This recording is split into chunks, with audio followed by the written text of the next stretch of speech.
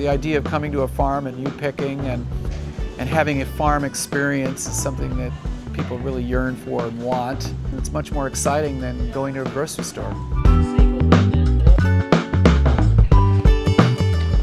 In an era of huge agribusiness and outsourcing, more and more Americans are turning their attention to food grown or raised in their communities. Don Kruger says because of that, he's seen business on his small farm double in the past 4 years. It's a movement.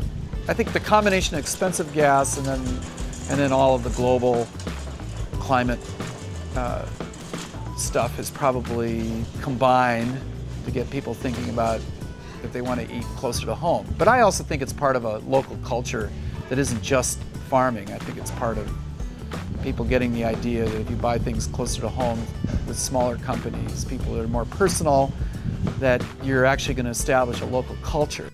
Kruger says it makes a lot of sense to eat locally. First of all, the food's fresher, so you're getting it, picked quicker. You're getting it picked from small farms that are local, so if you buy from those places, they will exist. If you don't buy from them, they don't exist. So I think that that's becoming attractive to people. Restaurant owner and chef Marco Shaw agrees. To supply Fife, he relies almost entirely on small farmers and ranchers within 100 miles of the restaurant. It means that we find people who are good stewards of the land. The way they raise their animals or raise their vegetables, they care about it. That our distance from farm to table is as short and as close as possible. And it's about the environment. What happens to the land, what happens to the air quality, what happens to the water. Shaw says relying on local products can be a challenge because his menu has to change every day depending on what's available. And it gets even harder in the winter months when local produce is hard to find or completely unavailable. We're Americans, so we expect to have what we want when we want. We want bananas all year round, we want strawberries in May. We're used to that. And so for people who have that mindset, it's awkward. People get upset occasionally. It's a challenge for the cooks.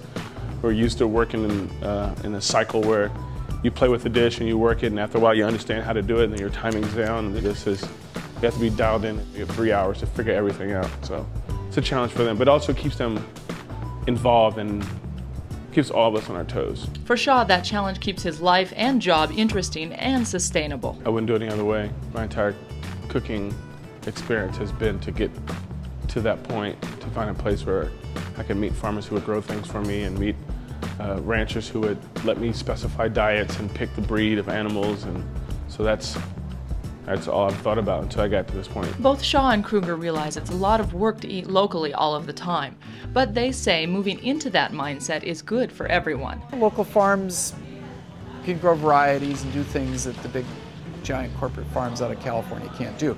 The thing is, we're limited in that our seasons are not year-round. We still need food to come from other areas, but we shouldn't be buying at this time of the year. We shouldn't be shipping zucchini from California. We shouldn't be shipping green beans from California. It's okay when we don't have it, but right now I think that we need, and I think people believe that we should be buying it here. Great idea. I love that idea.